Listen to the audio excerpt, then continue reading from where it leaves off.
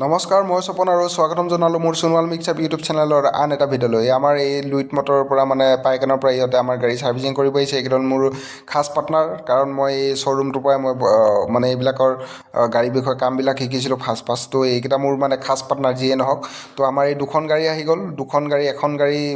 এখন গাড়ী আগৰ পৰাই আছিল আৰু এখন আহিল। এই বাইকখন দেখিছেনে, মই যেতিয়া নতুনকৈ কোম্পানীত সোমাইছিলোঁ কমচে কম 2 বছৰ আগত খুব চলালোঁ এইখন বাইক। এতিয়া মোৰ নামতে আছিল, পূৰা বেয়া হৈ গ'ল, এতিয়া পুৰণা হৈ গ'ল বাইকখন যিয়ে নহওক। তো ইহঁতে নিজৰ কাম ষ্টাৰ্ট কৰিলে। এইটো আপোনাৰ যোনটো ডাঙৰ ফিল্টাৰ হয় সেইটো হ'ল আপোনাৰ এয়াৰ ফিল্টাৰ, গাড়ীত যোনটো ইঞ্জিনত এয়াৰ লাগে, তো এইফালে দিয়ে যায় য'ত ফিল্টাৰ হৈ কিনে যায়। এইটোৱে হ'ল এয়াৰ ফিল্টাৰ হ'ল। এয়াৰ ফিল্টাৰৰ পিছত আপোনাৰ ইয়াতে এইটো হ'ল DF ফিল্টাৰ। ইয়াতে ফিল্টাৰ আপোনাৰ লাগে 4-5টা টাইপৰ ফিল্টাৰ থাকে। ব্ৰেডাৰ ফিল্টাৰো বুলি এটা থাকে, মবিল ফিল্টাৰ, আৰু এটা ডিজেল ফিল্টাৰ, তেনেকুৱা থাকে আৰু এইটো হ'ল DFৰ ফিল্টাৰ। যিটো আপোনাৰ DFৰ ফিল্টাৰ কিন্তু দুটা থাকে হা, এটা হ'ল ৰাউণ্ড আৰু এটা হ'ল চেপেটা। এইটো হ'ল চেপেটাটোৰ দাম 5,700 কিমান টকা, আৰু এইটো হ'ল ৰাউণ্ড। মই আপোনালোকক পিছত দামবিলাক দেখাবলৈ এবাৰ চেষ্টা কৰিম বাৰু।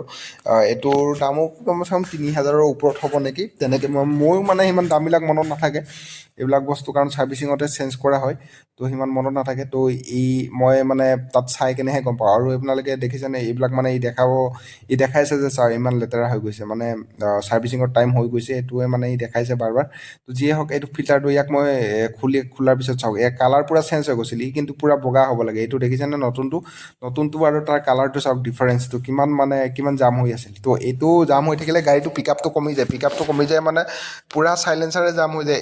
এইবিলাক ফিল্টাৰ জাম হোৱা লাহে লাহে চাইলেঞ্চাৰকেইটা জাম হৈ যায়। আৰু এইকেইটা আমাৰ দুটা ড্ৰাইভাৰ, ইহঁতক ইহঁতৰ এই দুটাৰে গাড়ী দুটা ছাৰ্ভিচিং চলি আছে বৰ্তমান। তো এই আমাৰ দাদা পূৰা কামত লাগি আছে। এইটো ইঞ্জিন অইল আপুনি মবিল বুলি ক'ব।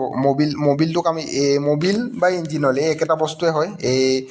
এইবিলাক গাড়ীত আপোনাৰ মবিল লাগে, আপোনাৰ 28 লিটাৰ মবিল লাগে। তো এইটো হ'ল ৱাটাৰ ছেপাৰেটৰ। আৰু তলত যোনটো ডাউন দি আছে এইটোক কয় আপোনাৰ গিয়াৰ অইল বুলি কয়। গিয়াৰ অইল 11 লিটাৰ লাগে। তো এইটো গিয়াৰ অইল, আৰু এইটো ইফালে মবিল ডাউন দিয়া আছে, আৰু এইটো ডিজেল ফিল্টাৰটোক এইটোক ৱাটাৰ ছেপাৰেটৰ বুলি কয়। পানীৰ পৰা আৰু ডিজেলটো যাতে পৃথক কৰিবৰ কাৰণে, বা ৱাটাৰ যিমান পানী থাকে ইয়াতে এবজৰ্ব হৈ কেনে এই ফিল্টাৰতে থাকি যায়। আৰু তলফালে এটা ছিষ্টেম আছে, সেই ছিষ্টেমটো খুলি দিয়াৰ লগে লগে পানীবিলাক ওলাই আহে, তেনেকুৱা ধৰণৰ ছিষ্টেম আৰু। তো এইটো কয় ৱাটাৰ ছেপাৰেটৰ বা ডিজেল ফিল্টাৰ বুলি ক'বও পাৰি। কিন্তু এনেকৈতো যোনটো আপোনাৰ লিখা আহে সেইটো ৱাটাৰ ছেপাৰেটৰ বুলিয়ে কোৱা হয়। এইটো দেখিছেনে, ৱাটাৰ ছেপাৰেটৰটো একদম বগা হয়, কিন্তু তাতে যোনটো পানী সোমাই কেনে লেতেৰা হৈ কেনে একদম ক'লা হৈ গৈছে, আপোনালোকে দেখিছেনে। এইটো হ'ল মবিল ফিল্টাৰ। মবিল ফিল্টাৰ দুটা থাকে। এই মবিল ফিল্টাৰৰ অৱস্থা বেয়া, মবিলো পূৰা ক'লা হৈ গৈছে আৰু এক্সচেঞ্জৰ টাইম হৈ গৈছে। তো ইয়াতে মই কৈছোঁ যে দুখন গাড়ীয়ে দুটা বস্তু যি চেঞ্জ কৰিছে, ধৰক ফিল্টাৰবিলাক চেঞ্জ কৰিছে, এইবিলাক এক চাইড লগতে মিক্স কৰি ৰাখিব কোৱা নাই বোলো। নিজৰ গাড়ীৰ বস্তু নিজৰ চাইডে ৰাখ। আৰু মই কৈছোঁ যে মবিলবিলাক ৰাখি যায়, মবিলবিলাক কামত আহে আপোনাৰ কাঠে চাঠে দিব পাৰি ঘৰৰ। তো ইয়াতে কিছুমান কেতিয়াবা কালাৰ চালাৰ কৰা টাইমতো ইউজ কৰিব পাৰি। জ্বলা মবিলৰ বহুত কামত আহে, কিন্তু এই ক্ৰাউন অইল আৰু গিয়াৰ অইলৰহে সিমান কামত নাহে। তো ইয়াতে দেখিছে আপোনালোকে, এইটো DF ফিল্টাৰ ৰাউণ্ডটো এইটো খুলি ৰখা হৈছে। তাতে এটা আঠা দি কেনে লগোৱা হয়, এইটো এনাবনটো ফেব্ৰিকুইকৰ গতে।